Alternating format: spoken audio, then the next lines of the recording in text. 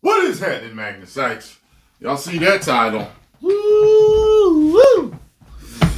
What done happened? Get over to Endymion and subscribe. Tell them Tyrone Magnus sent you. Ooh, boy. Hey everyone, it's Endymion. Hey. Oh boy, do we have a doozy of a video today. Before I get into my coverage of Sweet Baby Inc. in this video, I want to quickly go over how recent events surrounding my integrity has turned into a win overnight. In case you don't know, CD... Yeah, a couple of people sent me stuff. They was like, Endymion's been lying. Let me tell you something. You guys don't really need to do that because when certain things are I let things kind of shake out. Okay? Endymion doesn't strike me as a liar. Okay? I'm usually really good at gauging people's moral character. It doesn't seem like one. Okay? And people were sending me stuff. I was just like, yeah, okay. Didn't even reply, of course, because I'm just like, yeah, all right, we'll see. We'll see. Here's the thing. When something happens, okay, like say just something happens in the U.S. Take this for example. Something happens in the U.S. and the president gets on TV and says, don't worry about it. Everything is fine. Do you immediately believe him? I didn't think so. You want to have all the facts, right? You don't immediately say, that person lied! Now, I know some people are like that. I'm not. I kind of wait for things to shake out. So let's see what's happening. The PROJEKT Red CEO called me a liar and said that my information about his company being buried in DEI policies was a lie. I saw that post. I released a video prior to this one that you're watching now, disproving all of his claims and instead showing how he was the liar instead. When he called me out, my post that he retweeted got community noted for disinformation. It has since been removed after the internet has realized that I was in fact not lying at all, and he was. Meaning, I've officially beaten the false claims against me and won this Endymion's a liar! Fight against CD Projekt See what I mean? And their moronic yes men who gobble up the CEO's words like it's their own religion. Let me be clear, I do not hate CDPR, I don't want you to boycott them, and I don't hate the devs there. Even though, quite a few of them, you know who you are, came to your CEO's defense and tried to disprove me as well. Now, you all look incredibly stupid. Also, there are several websites that made articles about this story that are now officially fake news, and I want to publicly call them all out. Wow. First is GameRanks. You lied about me. You didn't do your research whatsoever. I want your article to be edited to make it clear that your claims against me were false. Secondly is Games Radar. I love GameRanks too. Oh, man. Same thing. You will edit your article to show the new information provided to prove that you as well falsely reported something as fact. Thirdly is thegamer.com. Wow. You didn't publicly state my name, but regardless covered that story anyways. Edit your article to confirm that you were wrong about me as well. Wow. DualShockers also lied in their article, and I want their article to be changed too. MSN as well sent out Games Radar's article on their website, and I want that fixed too. Let it be public that I, EndymionTv, face the wrath of CD Projekt Red and its developers alongside its thousands of yes men, and I not only proved them all wrong, but I came out the other side better for it. I exposed you all for the liars you are, and I hope there will be a community note on your CEO's post before long about me too. Oh boy. Remember when I keep telling you guys to voice your opinions and never back down no matter how big or scary they are? That's why people say they watch me, because I'm always going to tell you the truth. One of those moments. I don't care how big your company is, I'm going to roundhouse kick each and every one of you in the throat with facts, because my integrity is everything. I defeated the woke gaming press yet again. Thank you for supporting me. Shout out to my anonymous source that told me all of this to begin with that sparked this conversation in the first place. You were always in my corner, and you even helped me compile info against CDPR, so I thank you for that as well. We hire based on merit and talent alone. Can we stop looking for conspiracy theories and go back to making cool stuff? And so this is in response to an Endymion post here. In his video, Endymion criticized CD Projekt Red recruitment process, which the CEO now refutes. He claims that DEI has nothing to do with it, right? Which is like, okay, you can go ahead and take a look at this right here. They have a list of this on their... By the way, I saw some of Endymion's video where he was fact, he was dropping receipts on everything. He was killing them. Go watch that other video. He was killing them. I was like,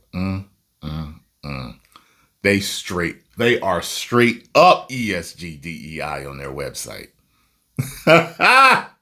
Website. There we go. CD Projekt Red Deep Dive Approach to ESG. This is uploaded on their official website as well. You can see this is their logo. I'd like to present our strategic approach to ESG issues and goal. And this shows like what their goals are as a company, right? Action plan to increase the share of women in the workforce, including management positions. So how is it that you can say that you're hiring and you're doing this based off of merit if you literally say that you're doing it based off of identity? I mean, it's just there, right? Like, yeah, I'm not on your own like website. trying to come up with a conspiracy or something like this. I feel like it's literally just them saying it. You can't go and say you're hiring based only off of merit when you have internship programs that discriminate against men, and you also have stated goals that are uploaded by the official company YouTube account that explicitly say that you want to hire based off of demographics and identity. They're fucking lying. We are winning, friends. Now, let's move on to Sweet Baby, because there's a lot more to talk about. These companies there. are ridiculous. You all know who Sweet Baby Inc. is. I don't need to explain who they are to you. But don't. what's wild is that recently their CEO held a TED-like talk at the XOXO Festival, and it was laughably bad. So I figured I would walk you through why it's terrible and why she's lying to you. I also want to look into their website, which has gotten completely changed, which enforces another claim I was told by sources, and then we'll just kind of wrap this all up in a nice little That's bow. an elbow to the back. All right. So them bat shots was crazy. What is this? One of those Yakuza.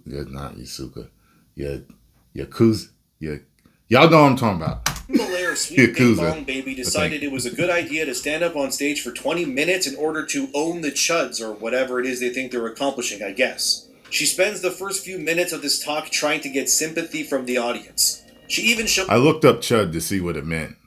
I thought it was something like, I don't know, like, I thought it was supposed to be like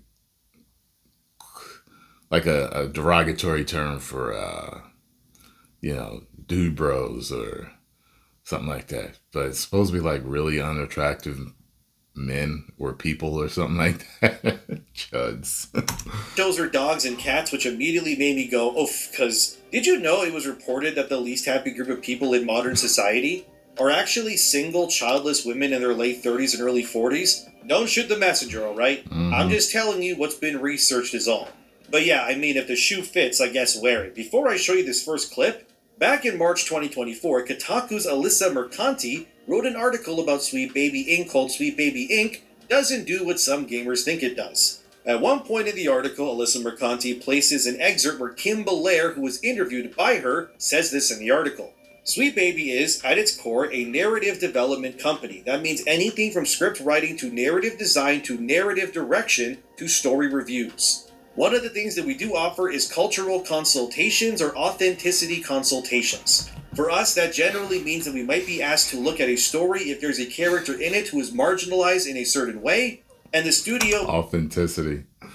Yeah, so what you did with Spider-Man 2 was you made the deaf black girl go around doing graffiti.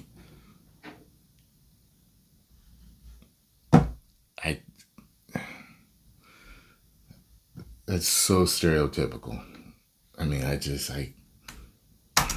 wants us to connect them with a consultant who can bring a little bit of authenticity. But the perspective is never that we're coming in and injecting diversity. For the most part, it's the reverse. It's that a company has created a character and they want to make that character more representative and more interesting. So Sweet Baby Inc. doesn't inject diversity into game stories. That's what Kim Belair said back in March 2024. Now, during this talk she held recently, here's what Kim Belair says around the 3.5-minute mark, so please watch. As you might imagine, a lot of game teams were looking for guidance both in terms of narrative, but also in terms of learning how to tell diverse stories and feature diverse characters.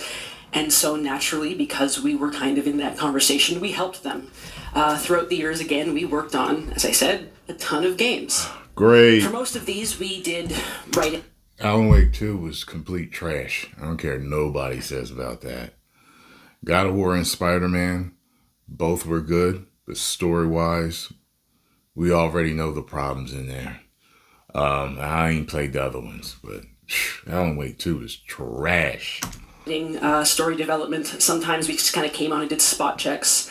But the thing that genuinely made me really, really proud of all of us was that we were living up to the title that I had wanted to. We were becoming true narrative developers, capable of taking on pretty much any task as far as it touched story on any project at any time, and that expertise was a result of all the different kinds of work that we were doing.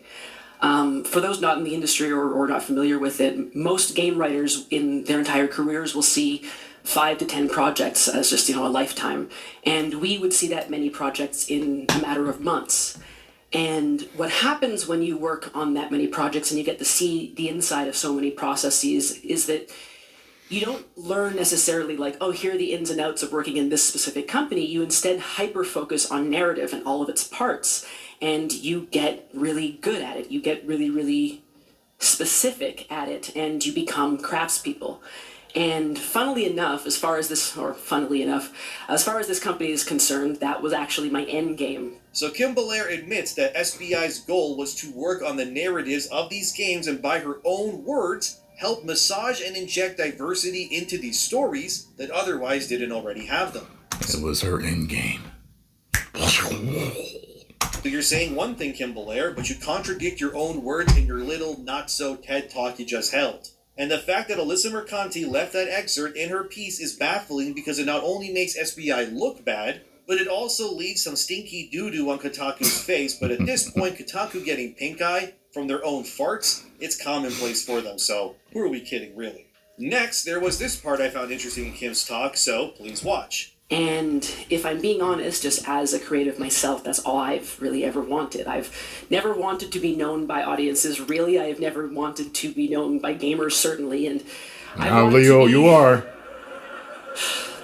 I have wanted to be known by game devs and writers especially. I want teams and studios and writers and creatives to too late when they need a hand, when they want that more support. I want to be a game dev's game dev, and that's where I hoped it would be, but that is not what happened. So she didn't want to be known by gamers because this is how these grifters work, of course. The idea here is that they get to pervert and ruin your favorite games without actually being known, so you can't accuse them of this. It's like those annoying enemies in a video game. Like, remember the knights who were trying to snipe you in Anor Londo in Dark Souls? And you gotta keep running, and if they hit you once, you plummet to your death. And that part of the game has notoriously killed so many players because those damn archers actually, are no, annoying as hell. but there's something That's like that on another They're one. those archers because they want to attack you from afar. Because I didn't play through Dark Souls and all ensure the way. I that you just played a lose little what you bit. worked hard for, but they also don't want you to know where they come from or who they are specifically either. It's sort of like when the Wizard of Oz is unmasked finally. His power was in his anonymity and his ability to sell this larger-than-life persona that he really was. That's Kim Belair. She's annoyed and frustrated because people are quickly discovering that the Emperor absolutely has no clothes, no armor, or any real semblance of what a good story even is in a video game. This leads to this next part where Kim tries to use 2 games specifically to prove Sweet Baby does good work. So, let's watch that part next. On October 23rd, there was Spider-Man 2, and then on October 27th, there was Alan Wake 2, both big AAA games, and we had worked on narrative and character for both of them. Oh, I'm sure you did. Years of work we can tell. 2, and we would finally get to we announce can them. absolutely we were very tell. Excited. In retrospect, we were It actually... was funny. It was somebody from Insomniac that was following me on Instagram, and they stopped following me, and I was like, I know why. Hey, you got trash elements in this damn story. Period. Trash elements. Forced. It's extra. It's on the nose. It irritated fans, and I bet y'all won't do that again, or maybe you will. And then you'll enter the year of the wallet for your company. Matter of fact, I want Insomniac to put all that stuff in there again with extra cheese, just so I can see what happens. Now, Spider-Man's such a big, but you won't sell as much as you did. actually like comically excited because we had a couple thousand followers at the time, mostly game devs, and we were like, okay, it's time to stand up and be proud of our work. Wow, this is gonna be really nice. And I remember even thinking that morning as we made these posts, like, I wonder if anyone's going to notice that, like, we posted about Spider-Man, we're also posting about Alan Wake. Like, will anyone put it together? Because I think our way of working at Sweet Baby, the kind of, like, teamwork that we do on so many different games is really, really unique. I think it's really cool. I think people will be excited about it and about our craft. So I decided to do a cheeky Google and see, like, hey, can anyone put that together? The Google went bad. I shouldn't have done it because rather than any praise or people going, wow, how did you do it? Or just, hey, a narrative development company. Yeah, just let me tell you something. Just every single thing that I've seen that they've had their hand in, story-wise with characters and stuff like that, and design and all this other stuff, it has sucked. I haven't seen one thing that I liked. Every single thing that I've seen plenty of videos where like, yeah, they worked on this and this and this and this, and it's like they were perverting the story in some way. They were changing characters. They're putting characters in that shouldn't have been in there. Putting square pegs in round holes. It was just so ridiculous. You know what I mean? What does that mean? I'm really interested. We were instead found by kind of, 4chan and the worst people on Twitter. So she admits in this part that Sweet Baby Inc. worked on both the story and characters of not only Spider-Man 2, but Alan Wake 2 as well. Very, very interesting. Why this is so, because also in Alyssa Mercanti's Kotaku article, she referenced another developer during this named Kyle Rowley. He is the director of Alan Wake 2. Alyssa said in her article again, and walk with me guys, I'm going to prove to you that they're full of doo-doo in their diapers, let's keep it at it, but here's what Alyssa said in her piece. According to the loudest members of the Sweet Baby Inc. Detected Discord, the company is directly responsible for those failures. Not the studios that employed them in the first place because of the content Sweet Baby allegedly forces into games.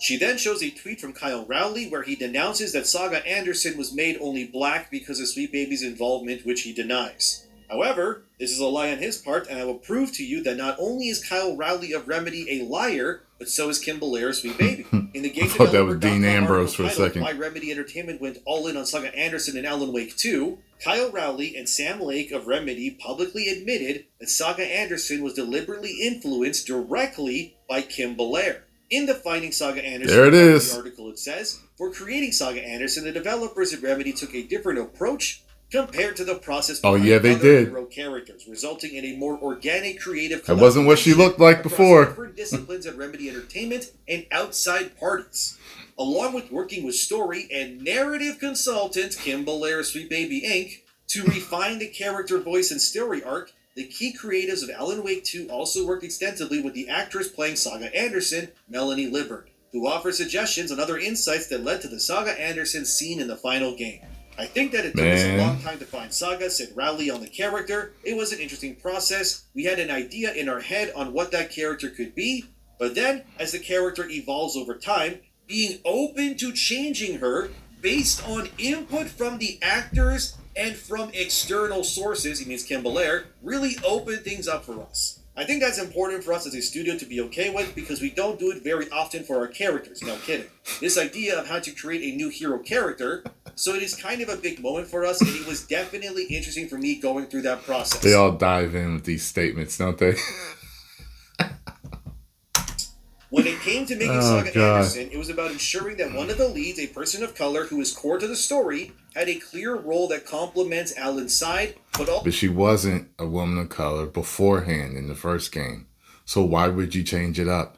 It makes no sense to do that. It's not even... I'm not going to even give you any ideas, but it's so stupid. They didn't have to do it. Okay? They could have made a brand new character.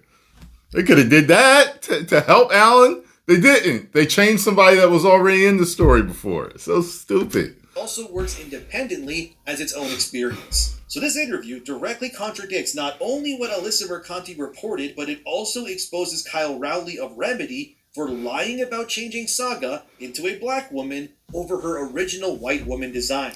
And the fact that they so openly admit that Kim Belair, who just told you that she worked on the story and characters of both Spider-Man and Alan Wake 2, proves this as well. These are snake oil salesmen trying to lie in your face and corrupt the very things you love and transforming them into other things. It could be one thing to race swap a character, but it's objectively true as well that both of these games, which I have played to completion, and I 100%ed each of them as I have both platinum trophies, I can attest that both... You have my sympathies for playing through Alan Wake 2. Good Lord, I don't know how you did that, man. Games are severely worse than their previous installments. Alan Wake 2 was not a hit. It was a commercial failure that has still not been able to recoup its costs. That's right. It's also a game that champions its connection to Sweet Baby Inc., which absolutely had a hand in destroying that game's story and making it worse with their involvement. The game is called Plus, it was boring. Alan Wake 2 has a white guy on the cover, yet it stars a black woman instead for about 60% of the game, give or take. It's a classic bait and switch, and the game's story and characters are complete and utter nonsense. It was, by far, the worst game I played in 2023, and there's really no competition. However, in Spider-Man 2's case, every character feels neutered and sterilized of any edges. We also know that Peter Parker, a straight white man... I was going to say earlier, maybe that's... Yeah, I guarantee you they're the reason why Peter seems soft in this. ...male is weakened on purpose to make way for Mary Jane, a woman, and Miles Morales, a black and Hispanic other spider guy. Who is also the longest boss fight. With like four life bars, and she's carrying on about all this stereotypical, you don't value me as a woman stuff. It's just like... And you know, when I was in the middle of live streaming that, I don't even... know if you could tell on my face, but I was just like, in my head, I was just like, you know, I want to go off, but let me focus on beating her as a boss and move on. I don't even feel like talking about this because I love the gameplay. You know what I mean?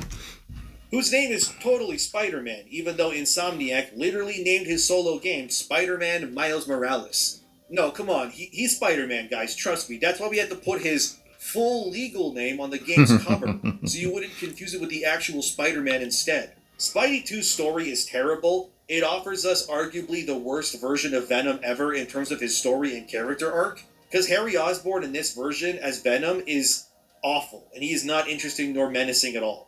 Everything about that game's story was just dog water, and it doesn't surprise me to hear that Kim Belair openly admitted that she had a direct hand in its story, when there's sections of the game where you play as characters like Haley, a deaf girl, in a game called Spider-Man.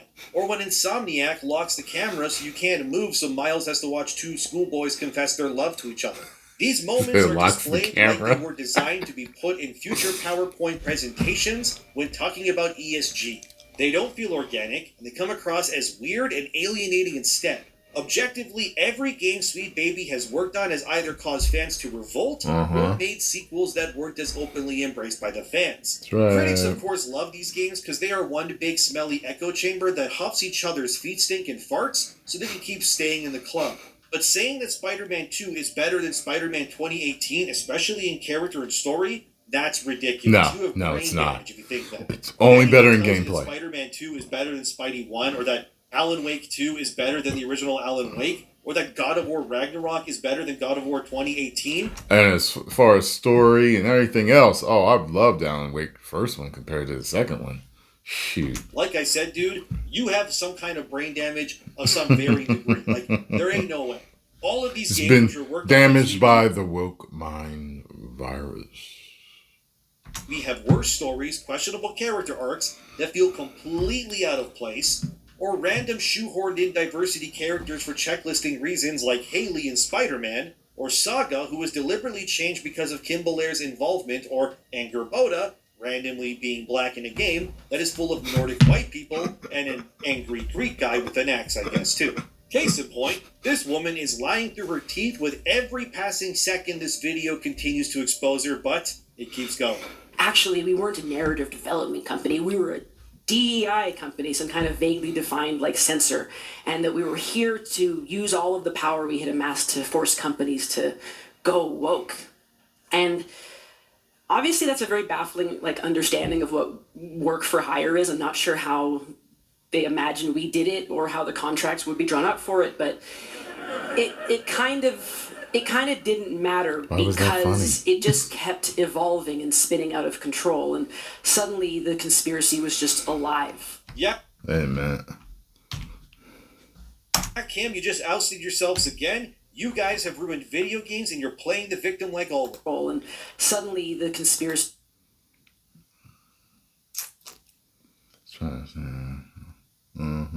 Okay. He was just alive. Yeah, Cam, you just ousted yourselves again. You guys have ruined video games and a lot you're of channels playing the I victim watch like were on always. that screenshot. And of course, Kim Belair even says at one point that they were not responsible for Saga Anderson being turned black, like listen here. Literally within a few hours of me seeing that first post, we were not only being accused of, forcing a black person into Alan Wake, which... one is cool, but we didn't do. Yeah, I already disproved that, but it's hilarious seeing them lie like this anyway. Of course, they also call anyone who's against them as far-right supremacists. Watch that part here. Yeah. In moments when this movement couldn't dig up another reason to attack us, they would just kind of move on to other groups who they perceived to be like us. All while, doing the work of erasing all of those people's and our actual jobs and interest and papering over it with kind of, that rallying cry of far-right supremacy, DEI. Ah, yes, the convenient all-in-one... They try to equate you with the far right, so that makes you sound really bad and evil. label that anyone who opposes you is evil, yet all we want is good games. Remind me how many Western games have actually done well this year compared to Eastern ones? Without Asian-made games, 2024 would be a desolate wasteland of nothingness, and proved, if anything, that the gaming industry can thrive without a healthy Western presence in the market, and frankly, outside of a rare good game from the West, like Space Marine 2 or Helldivers 2 in its peak popularity, largely speaking, Western games have been underperforming or downright bombing this year. But if you ask me, the only diversity I care about in my games is my weaponry and abilities that I get to use when I crush my enemy's skulls in. The diversity of skin color or gender means nothing to me because 9 times out of 10, it's just disingenuous and simply pushed so some HR person can put a clip of that game in a PowerPoint presentation in order to gain more funding from some DEI group. She also says at one point, which I'll show in a second here, that representation is innovation, and that said representation can make things darker and edgier. Here's that part. At the core, here's a dumb thing. I always talk about this with the whole representation thing. Like, almost all, like, races and ethnicities have been in movies and entertainment and, comic books, everything, video games, movies, series, everything for a while. Why all of a sudden was there this push like we weren't in movies? I mean, good Lord. I mean, just speaking as a black person, we're in tons of movies. Even before I was born. Like, what? It's so weird. My approach here, and the approach that we take as a company, I genuinely believe that representation is not censorship, it is innovation. Diversity in narrative makes things more intense. It can make it more visceral and more real. It doesn't have to always make something more wholesome or softer. I really do believe that by opening up to new... That's your problem. You want to make it more real, and people are looking for escapism. They don't want real, okay?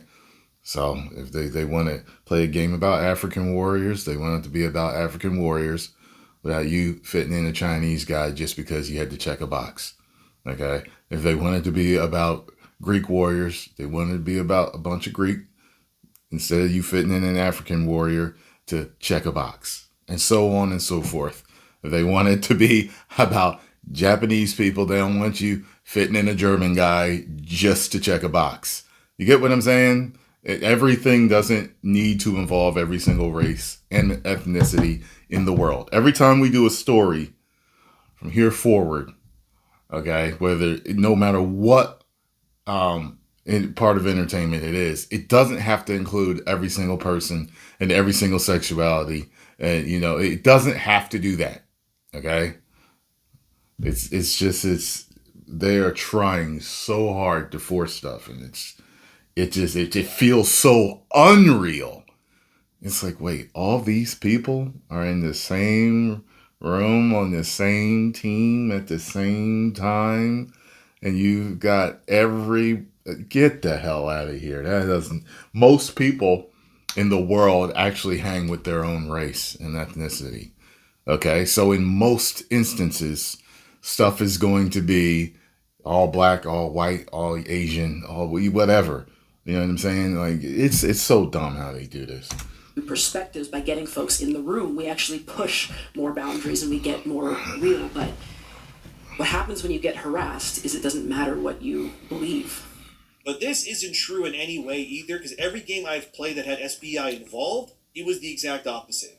Every story and character felt more sanitized, weaker, and less interesting once they got involved. Great example of this is God of War with Kratos compared to the 2018 Kratos when SBI wasn't involved, to Ragnarok where they obviously were. The character in general just felt less like Kratos and more just like a white guy trying to wash away his white guilt at the best of times. She keeps saying things, but nothing she says has results. Yeah, they did soften him up, and I was wondering what was going I on. understand that Kim Belair is a human being like any of us, but it's very obvious the games her and her team have worked on have objectively been made worse with their direct involvement. Just wondering how much more nonsense are we going to be seeing in the future with their names attached to it. Or maybe not attached at all, considering their website has actually been scrubbed of a ton of information regarding their involvement with video games. I've heard about that. Go on their site now, any mention of partners they've worked with or the games they have consulted on are mysteriously gone. Assumptions and lies about who we are, what we do, and what we want. We have worked on 80 games, as I said before. This reinforces what I said during my Ubisoft Assassin's Creed Shadows coverage there, where I was told by a very reputable source, the same one that told me things like Yasuke was inspired by Black Lives Matter, and Assassin's Creed Hexy or Hex is a lesbian power fantasy, that a lot of these companies are going to start hiding their involvement with anything players dislike. And they are going to start promoting their games as being based and normal, but will be full of DEI and identity politics. And when the word gets out that your game is all woked up, people will be refunded.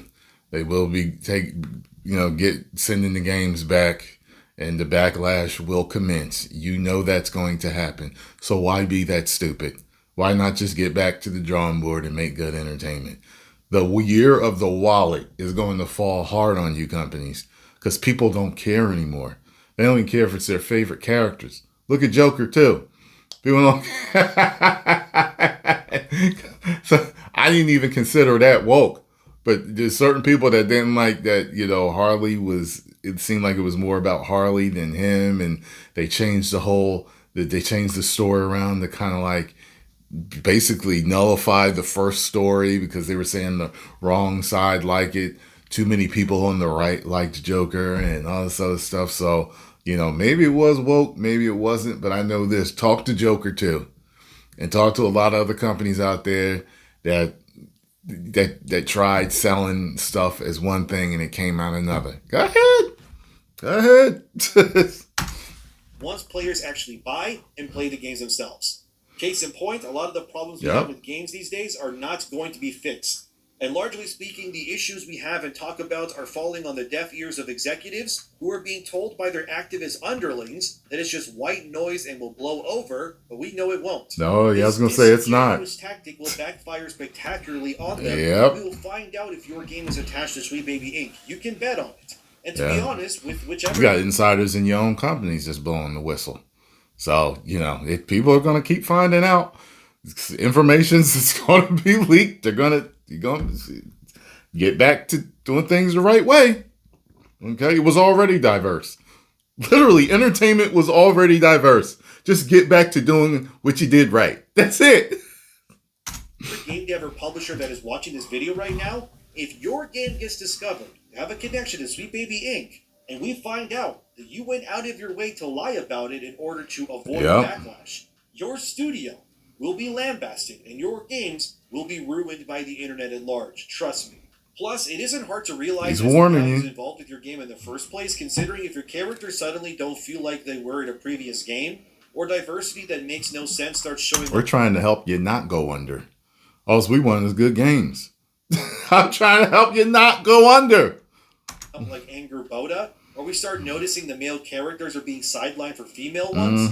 There's a really good softened up, and we'll discover your made into punks. Cancerous consulting team. Human beings have the ability to notice patterns by recognizing them in the real world. Don't think for a second that your company or studio will be the first ones to pull the wool over players' eyes. We will discover it, and when we do, you'll wish you never aligned yourselves with them in the first place. As of the making of this video, they have placed some games they worked on their website still, puzzling, however, that the site says they've worked on 30 games so far, when in that XOXO festival that we've been seeing right now, Kim Belair confirms that there's been well over 80 games already released with their direct involvement. So this site is even lying to you and underselling itself on purpose. Everything about this company and what they do is a red flag. There is no positive outcome that can come from aligning yourselves with such a ridiculously bad consulting firm that has ruined franchises and will continue to keep doing so on purpose. But as for the companies they worked with, those names have all been scrubbed from the website completely.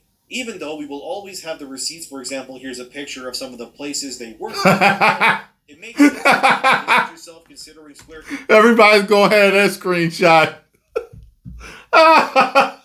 It's like, yo, it's like you might add more to the list, but people are always going to know who you're working with right on there on that list. And then there's going to be insiders that's going to be telling on y'all and leaking it. Like, I would stop while y'all ahead. I really would. Because I just want good games. The same thing, being the first company to remove itself from the site's list of publishers. And of course, there was that one investor on Twitter who was Japanese showing concern for Square Enix having any Title Sweet baby that made waves as well. And it's great to keep seeing developers sticking up for players and telling these freaks to back off. Like Thomas Mahler did recently. I wonder if they worked on Final Fantasy 16. Was it 16? Was that last one? That I knew personally to denounce their involvement with Moon Studios publicly to avoid backlash. That other named developer is Tim Soret, whose studio is making the game The Last Night. He publicly came out and stated on Twitter that he agrees with Thomas Mahler and believes we need to push back against these weirdos at every turn. Here's what Tim Soret, founder of the game dev studio Odd Tales, had to say via Twitter. Perfect reply from legendary co-founder of Moon Studios to the worst kind of journalist. Compared to music or cinema, games journalism tends to be extremely hostile towards its creators, stemming from a fundamental misunderstanding of the nature of the creative process. It's beautiful to see more game devs stick it to Kotaku personally, and the nonsense in general that is plaguing their industry. Video games are being hijacked by activist brain-rotted weirdos who care not for your hobby, but only want to use it to promote and push their insane agendas down all of your throats. They will gaslight you into thinking that you're a bigot for refusing, but I implore you to keep letting your nuts hang and telling these freaks to back off. There's nothing these people bring to the table that is actually needed in gaming. Players are not against diversity. They are, however, against forced agendas and deliberate smear campaigns against the paying customer. It's like the CD Projekt Red CEO thing where I kind of lit the internet on fire recently. These people will lie to you and gaslight you into believing what you're seeing is fake, when all you need to do is go on their own websites and use their own words to prove them wrong. All in all, the industry is in a bad place. There's a lot of bloat, rot, and deceiving lies masquerading as truths. These publications, nor these industry grifters, will tell you the truth, because if they did, they would be out of a job. And that's why I'm here, and I thank you every day for standing up for me, whether it's on Twitter, YouTube, or whatever else. And for anyone else that ever comes against me and tries to denounce my integrity, I want you to know this from the bottom of my heart. I will come down on you like the goddamn fist of God himself if you try to denounce me. I will destroy you, and that is my promise. I will win this. I'm proof that you can stand up to bullies and knock them down. Thank you for watching. Subscribe. Thanks to my members and patrons. Have a wonderful day, and I'll see you soon. He's going off. Boy! My. Well, let's see if they continue to do what they do. Shit, I'll become a retro gaming channel. I'm serious. I will start playing everything before all this woke garbage, because there's a ton of stuff that I missed that I haven't played yet. So, post comments down below. Let me know what you all think. If you enjoyed my reaction, hit the like button, subscribe, and share. 10 million subscribers.